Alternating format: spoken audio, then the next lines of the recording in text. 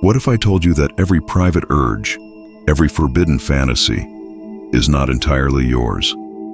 That behind the veil of your most personal temptations, there exists an ancient force, an unseen entity that feeds on your pleasure like a parasite, growing stronger with every indulgence.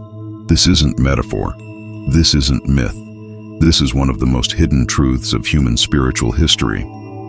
Throughout time, sages, mystics, and monks have warned of spirits, often seductive, often subtle, that bind the soul through lust.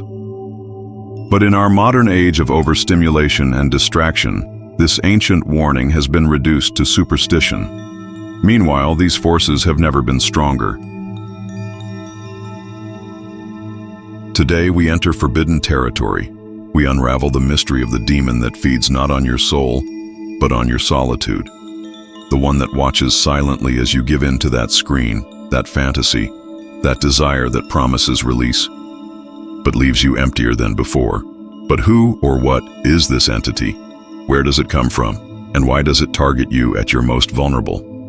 In this video, we'll journey deep into the hidden teachings of mystics, the whispers of forbidden texts, and the ancient symbolism that reveals how lust can be used not just to enslave, but to awaken. You'll discover the origins of lust, demons in ancient cultures, and what they truly represent.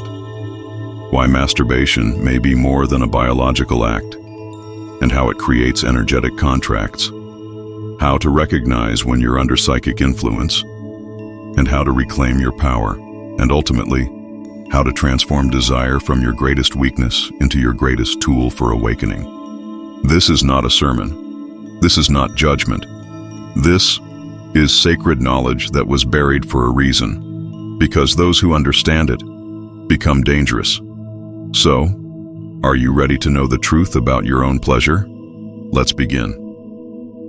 To understand the mysterious demon that fuels self-pleasure, we must first journey back, far beyond modern psychology or religious guilt, into the cradle of ancient wisdom, where desire was seen not merely as human weakness, but as a doorway into other dimensions. In nearly every spiritual tradition, there exists some form of the lust entity, a being or force associated with excessive sexual indulgence, isolation, and energy drainage. But these aren't always depicted as grotesque creatures. Often they are seductive, beautiful, and charming, because temptation rarely wears the face of fear. In ancient Sumerian mythology, there were Lilitu spirits, female demons who haunted men in the night, draining them of life force through erotic dreams. Their later counterpart, Lilith, appears in Hebrew mysticism as the night mother of demons, known for feeding on sexual energy. In the tantric traditions of India, the concept is more nuanced. Sexual energy is not evil, but uncontrolled indulgence without sacred intent is seen as a way the ego distracts and weakens the soul. The unbalanced release of ojas, or life force, was believed to scatter the mind and deplete spiritual potential. The asuras, or lower spirits, were said to feed on these scattered energies like spiritual scavengers. Buddhism, especially the Tibetan schools, go deeper. The Mara of desire is one of 4 Maras, the literal forces that attempt to prevent enlightenment. When the Buddha sat under the Bodhi tree, Mara didn't appear with swords, but with his daughters, representations of lust and sensual distraction. These weren't mere hallucinations. They were real energetic tests meant to derail awakening. In medieval Christian mysticism, monks wrote about incubi and succubi, spiritual parasites that visited the faithful in dreams to tempt them. But more than monsters, these were metaphorical representations of inner demons, trauma, unfulfilled longing, and karmic shadows that manifested during isolation and contemplation. Yet across these traditions, a common thread emerges: lust without presence, pleasure without purpose, desire without direction. These are the cracks where demons enter. But why is this knowledge so rare now? Because in a world ruled by algorithms and overstimulation, it's more profitable to feed desire than to master it. The ancient warnings have been silenced by the hum of notifications and endless scrolling. The sacred has become shameful, and the demon, well, it no longer hides in the dark. It now lives in the palm of your hand. Still, some traditions preserve the truth in symbols, rituals, and hidden teachings. In alchemy, sexual energy is the prima materia, the raw substance to be refined into gold. In Kabbalah, the tree of life contains both divine pleasure and divine discipline. And in Taoism, cultivating and retaining sexual energy is a sacred practice that builds spiritual power. So what if masturbation isn't merely physical? What if it's a spiritual transaction? A ritual performed in ignorance, offering your life energy to something you don't even see. Now that we understand the ancient context, let's explore what this demon really is, where it hides, and how it thrives in the shadows of your own habits. Are you ready to see it? Close your eyes for a moment and imagine this. You're alone, it's late, and a subtle restlessness stirs within you. Not hunger, not fatigue, something else. A quiet pull, magnetic and familiar. You reach for your phone, and within seconds, your attention is hijacked. Your breath quickens, you feel a rush, then release, but afterward, an emptiness, a strange fog, as if something just fed on you. That's not just imagination. That's the pattern of energetic seduction, and the demon we speak of isn't one with claws or horns. It's an archetype, an ancient energy form shaped by thousands of years of collective indulgence and unconscious craving. In esoteric thought, especially in traditions like Gnosticism and Hermeticism, there exists a concept called the egregore, a non-physical entity born from the thoughts, emotions, and behaviors of a collective. Every time people indulge in a specific emotional or behavioral pattern, they feed this energy structure, giving it more power, more reach, more influence. The demon of self-pleasure is one such egregore. It's not imaginary, it's a psychic presence, formed from centuries of guilt, obsession, shame, secrecy, and desire. But here's the twist. It doesn't force you. It whispers. It thrives on subtlety. It lives in your routine, your scrolling, your loneliness. This entity knows your patterns. It waits until you're tired, isolated, emotionally vulnerable. That's when it stirs the memory of pleasure. Not because it wants you to feel good, but because your release feeds it. And the more mindless the act, the stronger the offering. Every time you engage in self-pleasure without awareness, a small transaction occurs. A portion of your vital energy, the spiritual essence known in many traditions as prana, chi, or ojas, is expelled. Not just physically, but spiritually. This isn't about suppression, it's about consciousness. And the demon? It doesn't care whether you feel guilt or pleasure. It feeds on both. When you feel shame, you return to it to escape. When you feel stressed, you return to it to numb. When you feel bored, you return to it to distract. Each visit carves a deeper groove in your neural and energetic pathways, making the demon's path to your soul smoother and smoother. This is why, in ancient monasteries, discipline over sexual energy was considered a path to spiritual power. It wasn't about morality, it was about mastery. They understood something modern society ignores. That desire is not the enemy, but the unguarded gateway. That pleasure is not wrong, but when used unconsciously, it becomes a leash. So the question isn't, is masturbation evil? The question is, are you in control, or is something else pulling the strings? Because if you've ever felt regret, emptiness, or brain fog afterward, know this. You didn't just lose a moment. You lost energy, clarity, fire, and something took it. In the next part, we'll explore the true nature of this entity, where it came from, how it spreads, and how you can break the pact without shame, but with sacred power. To truly understand the entity that feeds on unconscious self-pleasure, we must journey into the shadows of forgotten lore, across cultures and time. Ancient Sumerians spoke of Lilu and Lilitu, spirit beings that visited humans at night, seducing them in their sleep and feeding on their life force. In medieval Europe, these became the incubi and succubi, demonic figures said to drain vitality through carnal dreams. But were they really demons with wings and fire?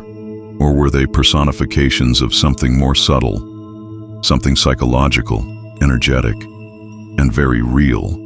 In Tibetan mysticism, there's a concept called the hungry ghost. These are beings with enormous stomachs but tiny mouths, eternally starving, eternally unsatisfied. And some mystics believe these beings don't just wander dusty realms. They whisper through your cravings, urging you to chase pleasures that never quite fulfill. The demon of self-pleasure may be invisible, but its effects are not. You see it in drained eyes the morning after. You feel it in the heaviness of spirit, like something sacred has dimmed. You sense it in the way your focus fractures, your energy scatters, and your willpower fades. But this isn't just a psychological issue. It's spiritual warfare, a battle for the direction of your vital force. Think of it this way. Your sexual energy is the raw power of creation. It's the same energy that creates life, inspires art, fuels ambition, and awakens higher consciousness. Every spiritual tradition, Tantra, Taoism, Kabbalah, acknowledges this. But when this power is used unconsciously, it becomes food for lower forces. That's why the ancient alchemists spoke of transmutation, the sacred art of refining base desire into gold-like awareness. Not suppression, but redirection. Not shame, but transformation. And yet, modern society does the opposite. It sells you dopamine for profit. It turns your primal energy into a subscription service. It numbs your power, then shames you for feeling powerless. But here's the deeper mystery. These lower astral entities, like the demon we speak of, cannot create. They can only feed. They rely on your power, your repetition, your surrender. They are like parasites that disguise themselves as comfort, when in truth, they fear one thing more than anything: awareness. Because when you become aware of the pattern, you begin to take back your power. When you choose to pause, just for a moment, before the act, the spell breaks. When you begin to observe instead of obey, the demon begins to starve. And when you redirect that energy into breathwork, into creative focus, into sacred movement, you awaken a fire inside you that no demon can touch. You become sovereign. So ask yourself this.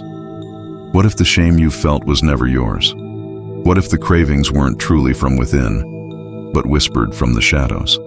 And what if, by mastering this one force, you unlock a gate to something far greater? Clarity, will, purpose. In the next part, we'll move into the practical realm. I'll share ancient techniques for reclaiming your energy, transmuting desire, and protecting your spiritual field. Are you ready to break the cycle and step into your power? If you've made it this far, then you already sense it. This is more than just a habit to break. This is an energy that must be reclaimed, reshaped, and reawakened. Let's start with an ancient truth that most modern seekers have forgotten. Your desire is not wrong. It is raw power. What matters is whether it controls you or whether you control it. The path forward is not suppression, but mastery. The sages of old knew this. In both Eastern and Western mystical traditions, they developed techniques to transform carnal cravings into spiritual fire, to turn lust into light. You don't need to escape the physical. You need to elevate it. Begin with breath. When the urge arises, instead of acting immediately, pause and take 10 deep breaths, in through the nose, out through the mouth. As you do, feel the energy gathering in your lower abdomen like a swirling current. This energy is yours. It is not demanding to be wasted. It's calling to be directed. Now, visualize that energy rising from the base of your spine, up through your belly, your heart, your throat, and into the space between your eyes. This is known in esoteric systems as the energy channel of awakening. With each breath, draw the current upward. You are not repressing the desire. You are reassigning it. Second, reclaim your environment. Just as parasites thrive in decay, these lower influences thrive in chaos. Clean your space, organize your routine, limit the digital noise that keeps you reactive and distracted. Structure is protection, order is resistance. Then, focus on movement. Sacred movement, whether it's yoga, martial arts, or even simple stretches, helps circulate the energy instead of letting it stagnate. Ancient disciplines like Qigong were created for exactly this purpose. When the energy flows, the craving diminishes. When you move with intention, demons cannot enter. But most of all, remember the ritual of choice. Every time you choose presence over impulse, a thread in the net of unconscious habits snaps. Every time you honor your body as a temple, the demon's grip loosens. You don't need to defeat it all at once. You just need to stop feeding it. Even your daily habits can become sacred rituals. Replace the trigger with a practice: meditation, journaling, cold water, chanting. Track your progress not as discipline, but as devotion. Speak aloud, "This energy is mine. I choose where it flows." And when you fall, not if, but when, don't fall into shame. That is the demon's second trap. Instead, reflect, breathe, rise again. Every failure faced with awareness becomes fuel for growth. With practice, something remarkable begins to happen. Your eyes sharpen, your voice deepens, your thoughts clear. You attract opportunities, insights, and synchronicities. The world seems to respond differently because you are vibrating differently. That is no accident. You are no longer leaking life force into the abyss. You are becoming the alchemist of your own soul. In the final part, we'll bring this journey full circle, connecting the ancient wisdom with your present path. I'll leave you with a parting thought and a powerful truth that may stay with you for life. In ancient scrolls hidden deep within forgotten monasteries, whispered among sages and mystics, there is a phrase that echoes through time: "He who conquers desire conquers death." This isn't about denial, it's about transformation. You now understand that the demon that fuels your self-pleasures is not a monster in the dark. It is a mirror, a reflection of where you've given your power away, where your sacred energy has been hijacked by unconscious compulsion. But now you've been shown a path, a hidden door. And the key? Awareness. Awareness is the sword that severs illusion. It is the light that reveals what was once hidden in shadow. The more aware you become, the less grip this force has on you. The demon fades not through fear, but through understanding. And here's the truth most will never hear. Your deepest desires are sacred. They carry within them the potential for awakening. If you're willing to walk the path of fire and emerge on the other side, not burned, but reborn. So reflect on this. Every time you are tempted, you stand at a gateway. Behind one door is fleeting pleasure and quiet shame. Behind the other, power, presence, purpose. Which do you choose? And as you walk forward from this video, do not simply remember these words. Live them. Practice the rituals. Breathe into the urge. Move with sacred discipline. Speak the truth to yourself even when it trembles in your throat. You are not weak. You are not broken. You are becoming. And when the world tempts you again, as it will, smile not in resistance but in recognition. You've seen the demon. You've seen yourself. And you now know the difference. This is only the beginning. If this truth stirred something in you, if a veil lifted, even just a little, let it be known. Share what resonated. Add your voice to the chorus of awakening souls. And remember, the real battle was never outside of you. It was always within, and that is where you will win.